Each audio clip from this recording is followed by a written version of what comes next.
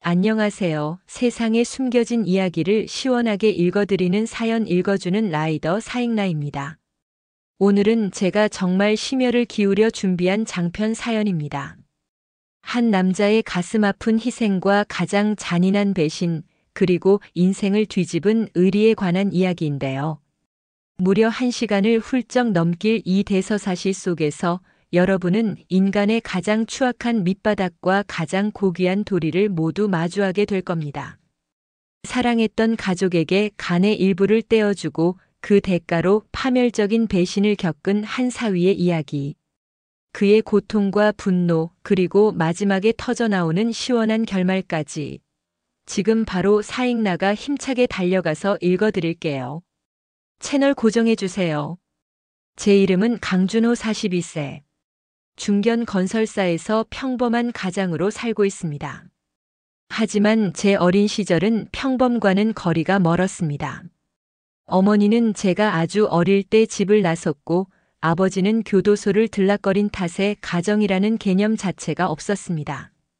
저와 여동생은 서로를 의지하며 세상의 모진 풍파를 홀로 견뎌야 했죠.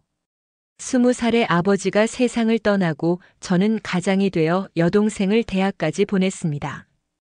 아버지가 남긴 작은 전셋집과 약간의 유산이 아니었다면 저희 남매의 삶은 훨씬 더 힘들었을 겁니다.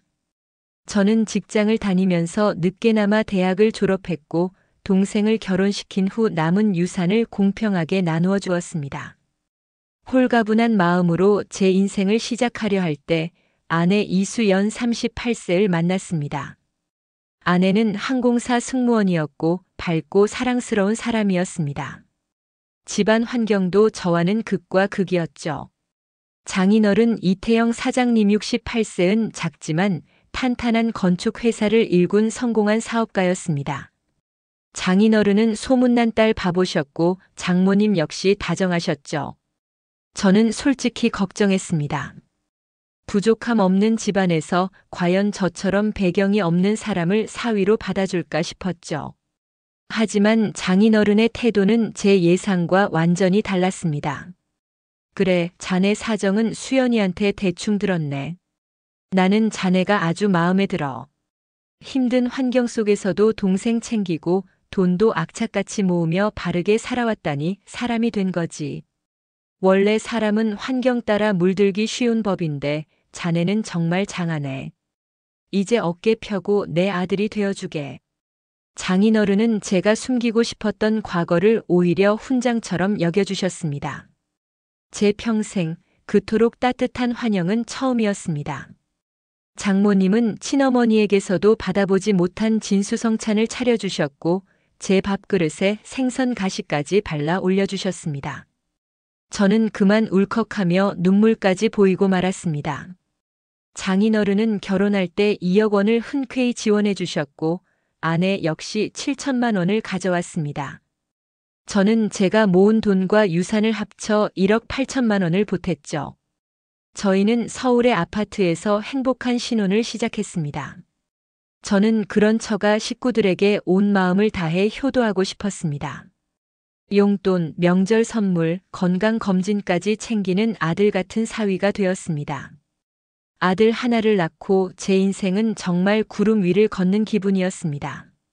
하지만 행복은 영원할 수 없었죠. 장인어른은 젊은 시절부터 거친 건설 현장을 겪으셨고 사업상 접대와 회식이 끊이지 않았습니다. 게다가 워낙 술을 좋아하셔서 거의 매일같이 술을 드셨죠. 가족들이 걱정할 때마다 장인어른은 늘 자신의 건강을 자랑하셨습니다.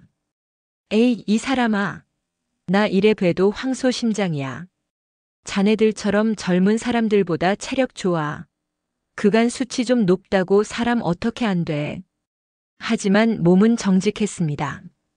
건강검진 때마다 간 수치가 높게 나왔고 저희의 잔소리도 소용이 없었죠. 그러다 장인어른의 몸에 이상이 생기기 시작했습니다. 아, 요즘 자꾸 자다가 다리에 쥐가 나. 붓기도 잘 붓고. 특히 밤에 심해. 그래요? 혈액순환이 안 되시는 거 아니에요? 병원에 가보셔야 하는 거 아닌가요?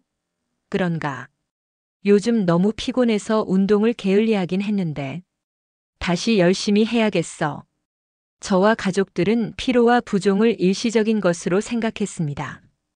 하지만 시간이 지날수록 장인어른의 배는 볼록해지고 얼굴과 손까지 노랗게 변하는 황달 증세가 뚜렷해졌습니다. 저는 직감적으로 이건 보통 일이 아니다 싶어 장인어른을 직접 모시고 큰 병원으로 갔습니다. 의사간 수치가 너무 높아요. 정밀 검사를 해봐야 할 것 같습니다. 며칠 후 검사 결과는 날벼락 그 자체였습니다. 의사 환자분은 간경변 말기 판정을 받으셨습니다. 이미 간이 굳어서 재생이 어려운 비대상성 상태입니다. 복수도 심하게 차고 황달도 심하셔서 간 이식 외에는 근본적인 치료가 어렵습니다. 장인어른은 평생 건강 관리를 잘하셨다고 믿었기에 저희 모두는 충격에 빠졌습니다. 어떻게 갑자기 말기가 될 수 있냐는 질문에 의사 선생님은 단호하게 답했습니다. 의사가는 침묵의 장기입니다. 80%가 망가질 때까지 증상이 없어요. 간 수치만으로는 간이 얼마나 굳었는지 알 수 없습니다. 술을 꾸준히 드셨다면 간은 수년에 걸쳐 서서히 섬유화되다가 어느 한계점을 넘는 순간 급격히 기능을 잃어버립니다. 겉으론 갑자기 말기가 된 것처럼 보이지만 사실은 오래 진행된 결과입니다. 장모님은 망연자실하셨고 장인어른은 가족들에게 미안해서 고개를 들지 못하셨습니다. 장인어른은 바로 입원했고 간 이식 대기자 명단에 이름을 올렸습니다. 주사로 복수를 빼내고 약물 치료를 시작했지만 상태는 갈수록 악화되어 갔습니다. 장모님, 아내, 저 그리고 처제까지 모두 간을 드리겠다고 나섰습니다. 하지만 장인어른은 조금만 더 기다려보자며 극구 반대하셨죠. 자신 때문에 자식들이 아프게 될까봐 두려워하셨던 겁니다. 하지만 공여자를 기다릴 시간은 점점 줄어들고 있었습니다. 결국 저희는 장인어른 몰래 간 공여 적합 검사를 받기로 결정했습니다. 바로 그때 아내가 제게 울먹이며 말했습니다. 여보, 사실은 나 적합 판정이 나와도 수술 받기가 너무 무서워. 나 몸에 뭐 하는 게 너무 무서워서 그 흔한 쌍꺼풀 수술도 안 해봤고 레이저가 무서워서 점도 한 번 빼본 적 없단 말이야. 나 차마 무서워서 검사 못 받겠어. 원체 겁이 많던 아내는 자신의 간을 기증하는 것을 두려워했던 겁니다. 처제는 정색하며 아내를 비난했지만 아내는 고개 숙인 채 훌쩍이기만 했습니다. 사연자 물론 이런 건 누구도 강요할 수 있는 일이 아니야. 의료기술이 발전했다고 하지만 후유증이 남을 수도 있는 거니까. 당신이 검사받으려고 한 것만으로도 많은 용기를 낸 거라는 거 알아. 우선 나랑 처제가 먼저 검사받아 볼게. 혹시라도 우리 둘 다 부적합 판정이 나오면 그때 우리 다시 얘기해보자. 저는 아내의 겁 많은 성격을 알기에 이해하려고 노력했습니다. 그렇게 처제와 저만 먼저 검사를 받았습니다. 처제는 간 크기가 너무 작고 약간의 지방간이 있어 부적합 판정. 하지만 저는 다행히 적합 판정을 받았습니다. 그때 아내가 제게 울면서 매달리더군요. 여보, 내가 정말 나쁘고 염치 없다는 거 알아. 근데 제발 마음 바꾸지 말고 우리 아빠 꼭 좀 살려줘. 부탁이야. 한 번만 도와주면 내가 평생 그 은혜 잊지 않을게. 울지 마. 내가 마음이 왜 바뀌겠어? 장인어른은 나한테 아버지나 마찬가지인 분이야. 내가 꼭 장인어른 살릴 거야. 저는 아내를 진정시키고 장인어른을 설득하기 시작했습니다.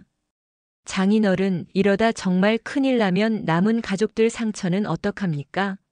추가 검사 받아봐야 확실해지겠지만 제가 아마 간을 드릴 수 있을 거래요. 제가 어떤 인생을 살아왔는지 잘 아시잖아요. 그런 저한테 이렇게 망설이시다가 겨우 생긴 아버지를 잃어버리게 만들 작정이세요? 제발요. 절 생각하신다면 제 간 받아주세요. 알겠네. 내가 자네에게 너무 미안해서 그런 거지. 왜 살고 싶지 않겠나? 고맙네. 자네. 그 고마운 마음 내 평생 잊지 않겠네. 장인어른은 제 손을 잡고 눈물을 흘리셨습니다. 장모님은 저를 끌어안고 오열하셨고요. 아내가 검사조차 거부했다는 사실을 장모님도 알고 계셨지만 장인어른은 오히려 아내를 안아주며 괜찮다고 위로해 주셨습니다. 2차 정밀 검사에서도 저는 최종 적합 판정을 받았고 드디어 수술대에 오를 수 있었습니다. 수술은 성공적이었습니다.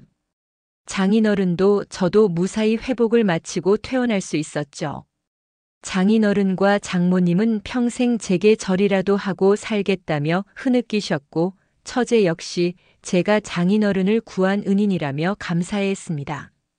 아내 또한 제게 많이 고마워했죠.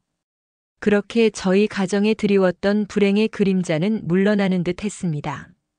수술 후 장인어른은 술을 완전히 끊으셨고 건강은 갈수록 좋아지셨습니다. 하지만 저는 달랐습니다. 수혜자는 공여자보다 회복이 빠르다는 말이 정말이더군요. 저는 심각한 후유증에 시달렸습니다. 수술은 잘 되었지만 몇 달 동안은 정말 힘들었습니다. 조금만 걸어도 숨이 찼고 밥도 반 공기 이상은 못 먹었죠. 잦은 소화불량에 시달렸고 극심한 피로 때문에 야외 활동은 엄두도 못 냈습니다. 그리고 저를 가장 괴롭힌 것은 옆구리 깊은 곳에서 느껴지는 고통이었습니다. 간이 재생되는 과정에서 생기는 자연스러운 증상이라고 했지만 그때의 피로와 통증은 말로 다 못할 정도였습니다. 처음에는 저를 챙겨주던 아내가 시간이 지날수록 저에게 불만을 늘어놓기 시작했습니다. 우리 아빠는 이제 많이 생생해지셨는데 당신은 젊은 사람이 왜 그래? 언제까지 병든 닭처럼 굴 거야? 저는 서운해서 좋은 말이 나가지 않았습니다. 내가 꾀병 부리는 것도 아니고 장인어른 위해서 수술받은 후유증 때문에 이러는 거잖아. 당신 왜 말을 그렇게 해? 내가 아픈 것보다 친구 못 만나러 나가는 게 그렇게 중요해? 당신 해외 비행 나가서 며칠씩 못 들어올 때마다 난 혼자 애도 보고 집안일도 다 하면서 살았어. 고작 집에 있을 때 나 배려해주는 일이 그렇게 억울하고 힘들어? 왜 이렇게 이기적이야? 아내는 제가 힘들어 가사 참여도가 떨어지자 불만을 참지 못했고 나중에는 먹는 걸로 시위까지 했습니다. 제가 소화가 안 되어 기름진 음식을 못 먹겠다고 하면 아내는 굳이 제 앞에서 치킨이나 피자를 시켜 먹으며 저를 소외시켰습니다. 한 번은 장인어른과 장모님이 저를 걱정해 저희 집을 찾아왔다가 아내의 행동을 보셨고 크게 노하셨습니다. 아내는 화들짝 놀랐지만 두 분이 돌아가신 후에는 그걸 또 제 탓으로 돌리더군요. 당신 때문에 내가 아빠한테 혼났잖아. 당신이 계속 아픈 척하니까 그렇잖아. 저는 아내의 모습에 정말 실망스러웠습니다. 어떻게 이렇게 이기적이고 철이 없을 수 있을까요? 고작 몇 달 후유증을 앓고 있는 남편에게 그것도 자신의 아버지를 살리느라 생긴 상처에 대해 이토록 혐오감을 드러내다니. 저는 그녀의 행동을 도저히 이해할 수 없었습니다. 하지만 그 뒤에 더 끔찍하고 충격적인 진실이 숨어 있다는 사실은 꿈에도 몰랐습니다. 수술 후 5달쯤 지나자 피로감과 소화불량은 많이 호전되었습니다. 통증도 대부분 가라앉았죠. 여전히 컨디션 회복에 힘쓰고 있던 어느 날 아내가 제게 황당한 통보를 했습니다. 여보, 나 많이 생각해봤는데 우리 그냥 이쯤에서 갈라서자. 이혼하자고. 이게 무슨 자다가 봉창 두드리는 소리야? 당신 아버지 위해 내간까지 줬는데 나한테 실망? 무슨 실망? 아내는 제게 뜬금없이 이혼을 통보했습니다. 그동안 사이가 서먹해지긴 했지만 이혼이라니요. 그것도 자신의 아버지를 위해 건강을 잃었던 남편에게. 나 솔직히 지난 5달 동안 당신한테 실망을 너무 많이 했어. 우리 아빠 생각하는 척 했으면서 나한테 얼마나 생색냈는데 당신이 얼마나 고생했는지 아냐면서. 그게 무슨 생색이야. 힘들다는데 당신이 자꾸 나 들볶으니까 내가 왜 힘든지 알면서 어떻게 그러냐고 당신한테 화를 낸 거지. 상식적으로 남편이 아프면 아내로서 고마워하고 잘해줘야 하는 거 아니야? 근데 당신 행동을 반성하긴커녕 나한테 실망을 했다고. 아내의 대답은 더 기가 막혔습니다. 솔직히 요즘 의료기술 발달해서간 이식해준다고 건강이 어떻게 되는 것도 아니잖아. 당신도 그거 알고 평생 나랑 우리 가족한테 생색내고 대접받고 싶어서 간 이식해준 거 아니었어? 아니면 우리 아빠 돈이라도 노린 거 아니야? 그래서 그렇게 내 앞에서 대놓고 후유증 있다고 힘들다고 징징댄 거잖아. 수술도 무섭다며 검사조차 거부했던 사람의 입에서 나올 말이 아니었습니다. 저는 너무 어이가 없어 온몸이 떨렸습니다. 그렇게 간 이식이 아무것도 아니라서 당신은 아예 검사조차 안 받았던 거야? 내가 장인어른을 부모님으로 생각 안 했으면 무섭다고 검사조차 안 받은 당신은 생판남이나 다름없는 거 아니야? 당신 대신 장인어른 살려줘서 그렇게 고맙다고 하더니 이제 와서 은혜를 원수로 갚는 걸 아무렇지도 않게 생각하나 봐. 누가 은혜 안 갚겠대? 깐 이식 한 값 한 5천이면 되지. 그 정도 내가 위자료에 더해서 줄게.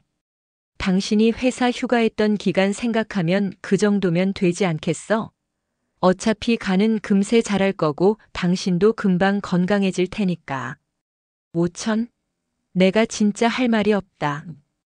그래, 나도 말도 안 되는 이유로 사람 들볶고 이혼까지 하자고 하는 당신 같은 여자랑 못 살겠다. 이혼. 이것만은 확실히 알아도. 난 세상에서 이별이나 이혼을 함부로 꺼내는 사람을 제일 싫어해. 그러니까 그 말을 뱉은 이상 절대 주워 담을 수 없을 거야. 내가 당신 아버지한테 한 희생은 변호사 선임해서 톡톡히 받아낼 거야. 아내는 아이를 마치 짐짝처럼 이야기하며 제게 데려가라는 말까지 했습니다. 당신은 부모님도 없으니까 애라도 내가 양보할게. 나야 집도 좀 살고 직업의 외모에 빠지는 게 없으니까 충분히 재출발할 수 있으니 애는 또 낳으면 돼. 뭐 애한테 미안하지만 그 정도 배려는 당신한테 해줄 수 있어. 엄마가 돼서 애를 또 낳으면 된다는 게 할 소리야? 당신이 좀 철부지긴 해도 착한 사람인 줄 알았는데 내가 사람을 한참 잘못 봤네. 애까지 버리고 말도 안 되는 이유로 이혼해서 어디 얼마나 잘 사나 두고 보자. 아내는 짐을 싸서 친정으로 가버렸습니다. 저는 혼자 남아 아이를 보며 눈물을 멈출 수 없었습니다. 그때는 영문도 모를 충격과 배신감뿐이었습니다. 하지만 며칠 뒤 흥분을 가라앉히고 이성적으로 생각해보니 너무 이상했습니다. 이혼을 요구하던 아내의 핑계도 제 후유증을 핑계 삼은 것도 모두 억지 같았습니다. 저는 아내가 바람이 난 것은 아닐까 의심을 품었습니다. 당장 뒷조사를 하고 싶었지만 아직 몸이 완전히 회복되지 않아 그럴 체력은 안 됐죠. 저는 열심히 흥신소와 심부름센터를 검색했습니다. 그런데 제가 어딘가에 조사를 의뢰하기도 전에 제게 모든 진실을 알려줄 귀인이 나타났습니다. 아내가 이혼 선언을 하고 나간 지 이틀 뒤 저희 집으로 웬 젊은 여자가 찾아왔습니다. 안녕하세요. 여기가 이수연이라는 여자 집 맞죠? 혹시 그 여자 남편 되세요? 네. 안녕하세요. 그런데 누구시죠? 저 그쪽이랑 동병상련 입장인 사람이에요. 제가 한 달 뒤에 결혼할 예정이었는데요. 제 예비 남편이란 인간이 이수연, 그 여자랑 바람이 났었더라고요. 저는 기절하는 줄 알았습니다. 그 여자는 자신의 예비 남편이 제 아내와 바람이 났다고 주장했습니다. 그녀는 제게 출력해온 증거 사진과 문자 내역을 모조리 건네주었습니다.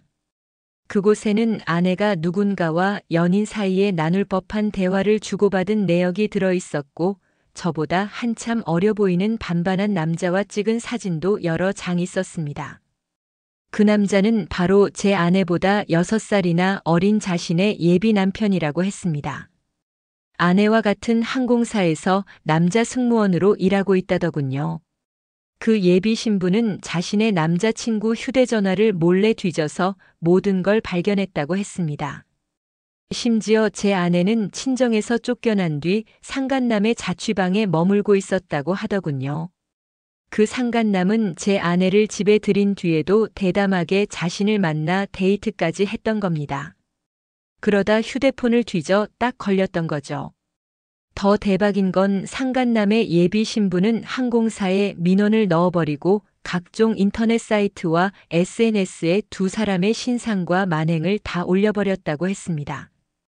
그렇게 복수를 한 뒤 마지막으로 저에게 모든 진실을 폭로하러 온 것이었습니다.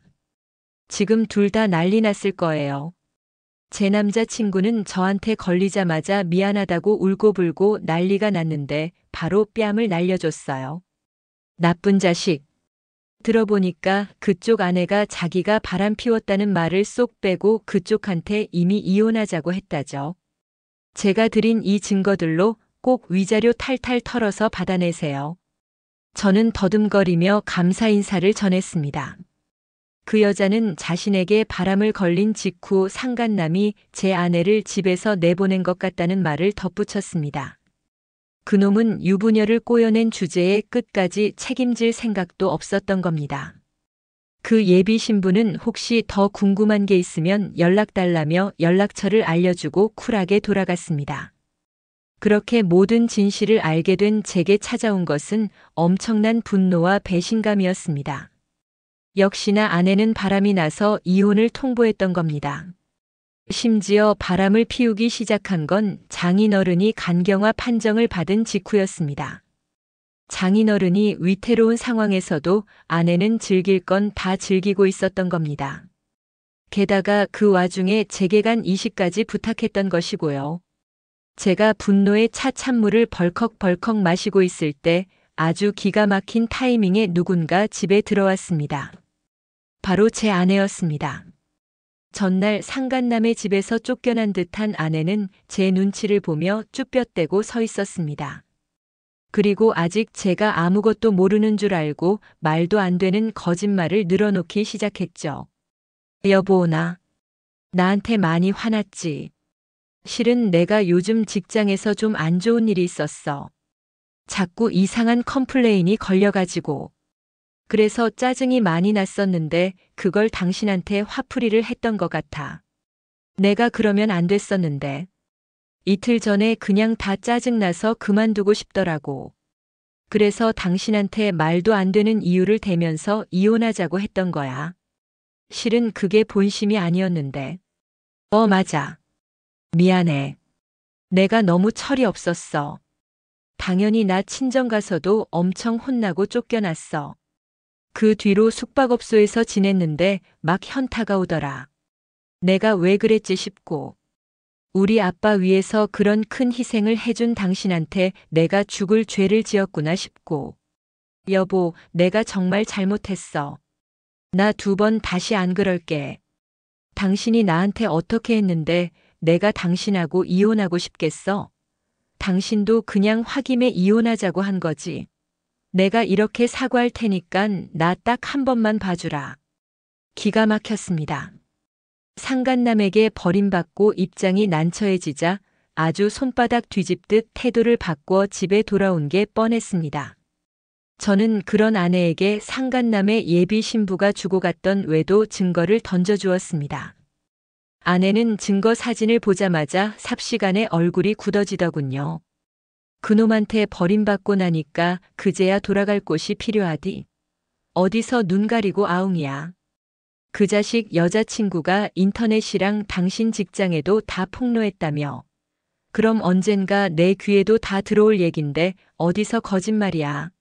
내가 그렇게 우습게 보였냐?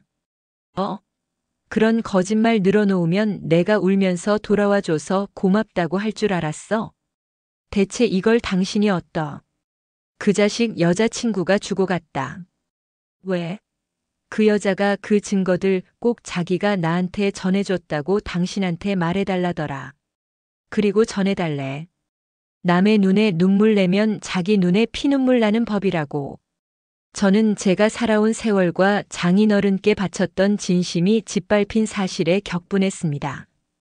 궁지에 몰린 아내는 파르르 떨더니 제게 싹싹 빌기 시작했습니다. 미안해 여보. 그냥 당신한테 조금씩 권태기를 느끼던 와중에 어리고 외모도 훤칠한 애가 자꾸 눈에 들어와서 그냥 호기심에 만났던 거야. 그러다 몸이 약해진 당신 행동을 보니까 괜히 당신도 나이 들어 보이고 사사건건 마음에 안 들어서 내가 잠깐 미쳤던 것 같아. 근데 나 이렇게 돌아왔잖아. 제발 한 번만 용서해줘. 당신 우리 도준이한테 가정 지켜주고 싶잖아. 그놈 때문에 애까지 버리려고 안 했니? 감히 애 이름 입에 올리지도 마. 그놈한테 차여서 돌아온 거지 아니었으면 당신이 돌아왔겠어? 그건 과정이 어찌 됐든 결과만 좋으면 되잖아. 나 지금 완전 궁지에 몰렸다고. 직장에선 그 여자 민원 때문에 위에 불려가서 경위 조사도 당하고 인터넷 본 친구들이랑 지인들도 하나둘씩 연락 와서 진짜인지 묻고 있다고. 그 와중에 바람 피워서 이혼하는 걸 부모님이 알기라도 하면 나한테 남는 건 아무것도 없어. 아내는 저에게마저 버림받으면 다 끝이라며 무릎까지 꿇고 싹싹 빌었습니다. 하지만 저는 그 모습이 더 가증스러워 보이더군요. 저는 아내가 보는 앞에서 장인어른께 전화를 드렸습니다. 장인어른, 지금 집사람이 집에 들어와서 잘못했다고 비는데 제발 좀 데려가 주세요. 이 여자가 절 두고 직장 동료랑 바람을 피웠었대요. 그래서 애까지 버리고 저랑 이혼하려다가 그 남자가 자기 예비 아내한테 바람 걸려버리자마자 자기 버리니까 저한테 돌아왔대요. 이게 사람입니까? 어떻게 이 사람이 저한테 이럴 수가 있어요? 제 말에 장인어른은 경악을 하셨습니다. 그리고 그 길로 15분도 채 안 돼 장모님과 처제까지 함께 저희 집에 도착하셨습니다. 장인어른은 도착하자마자 겁에 질려있던 아내에게 달려가셨고 세차게 뺨을 후려치셨습니다. 아내는 바닥에 쓰러졌습니다. 아빠가 지금 저한테 손대신 거예요? 어떻게 아빠가 저한테?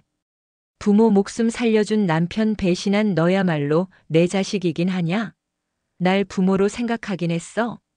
그랬으면 강서방한테 절대 이럴 수가 없다. 어쩐지 이상하더라니. 바람, 너 같은 쓰레기는 내 호적에서 파버릴 거야. 미안하네 강서방. 세상에 어쩜 이렇게 무서운 일이 있단 말인가. 장인어른은 큰 충격에 눈물을 흘리며 아내에게 울부짖으셨습니다. 장모님과 처제 역시 아내를 비난하며 제게 사과했고요. 결국 아내는 가지고 왔던 짐을 그대로 들고 집에서 쫓겨났습니다. 장인어른은 아내의 뒤에 대고 친정으로 돌아올 생각도 말라. 고 소리쳤습니다. 장인어른은 마지막으로 제게 오열하며 사과하셨습니다. 미안하네 강서방. 어떻게 수영이 제가 이런 금수만도 못한 짓을 저지를 수가 있단 말인가. 내가 정말 머리라도 땅에 박고 싶네. 아내는 그렇게 저에게도 친정에서도 버림받았습니다. 이후 아내는 항공사를 그만두었고 상간남 역시 권고 사직을 당했다더군요. 저는 이혼 소송을 통해 아내에게 유리한 재산 분할과 위자료를 받아냈습니다. 특히 장인어른이 보태주셨던 집은 제 앞으로 오게 되었죠. 그리고 그 뒤 저는 장인어른의 행동에 너무 놀라고 말았습니다. 장인어른은 제게 무려 자신의 목숨값이라며 5억 원을 주셨거든요. 돈으로 내 목숨을 살려준 고마움을 어떻게 다 갚을 수 있겠나. 우리 손주 잘 키워주게. 정말 미안하네. 난 앞으로 수영이 걔한테 한 푼도 안 물려줄 거야. 도준이 대학 학비까지도 다 내가 책임질 거고 내 남은 재산도 우리 지영이 처제 목 빼곤 다 자네 아들, 우리 도준이한테 줄 걸세. 저는 어마어마한 보상을 받고 결혼 생활에 마침표를 찍었습니다. 비록 장인, 장모님, 처제와 눈물의 작별 인사를 해야 했지만 그들의 의리는 변치 않았습니다. 지금 이혼한 지 2년이 지났습니다. 저는 건강을 완전히 회복했고 아이와 행복하게 지내고 있습니다. 장인어른 가족들은 여전히 저와 연락하며 지내고 있고 전처는 모든 가족에게 외면당한 채 작은 오피스텔에서 쓸쓸히 살고 있다고 합니다. 전처는 아이에게 연락 한 번 없습니다. 아마도 저와 동생을 버렸던 제 어머니처럼 자신의 인생을 즐기느라 아이에게 도통 관심도 없었던 거겠죠. 저는 이제 아이에게 그런 엄마는 없다고 생각하고 살기로 했습니다. 결국 사람은 마땅한 양심과 도리를 지키며 살아야 합니다. 하물며 짐승도 의리와 도리는 안다는데 제 전처는 결국 짐승보다 못한 짓을 저지른 것과 다름이 없었습니다. 그 규칙을 어긴 전처는 결국 나락으로 떨어지고 말았죠. 저는 앞으로 꾸준히 건강을 챙기며 저희 아들만을 위한 인생을 살아가려고 합니다. 아이에게 전처의 목까지 아주 든든한 부모이자 울타리가 되어주고 싶거든요. 네, 사연 잘 들어보셨나요? 오랫동안 시청하셨지만 아마 시간이 어떻게 흘렀는지 모를 만큼 몰입도가 굉장한 이야기였을 겁니다. 저는 이 사연의 주인공이 배경이 아닌 도리를 지켰기 때문에 이런 기적 같은 결과를 얻을 수 있었다고 생각합니다. 자신의 생부모에게 받지 못했던 사랑과 인정을 간이식이라는 희생을 통해 진정한 가족에게서 얻어냈습니다. 하지만 동시에 가장 사랑했던 사람의 가장 밑바닥을 보며 겪었을 고통에 깊이 공감합니다. 자신의 아버지를 살려준 남편에게 고작 5천만 원을 던지고 심지어 그 희생을 생색이라 모욕했던 아내. 그 추악함은 결국 자신에게 부메랑이 되어 돌아왔죠. 결국 의리는 돈으로 살 수 없지만 돈은 의리를 지킨 사람에게 돌아옵니다. 여러분도 언제나 사람과 사람 사이의 도리를 잊지 않고 여러분의 행복을 위한 규칙을 지키며 살아가시길 바라겠습니다. 오늘 사연은 여기서 마무리하겠습니다. 다음 시간에는 더 흥미롭고 짜릿한 이야기로 사익나가 힘차게 달려올게요. 긴 시간 함께 해주셔서 감사합니다. 구독과 좋아요, 알림 설정 잊지 마시고 다음 사연에서 또 만나요. 안녕.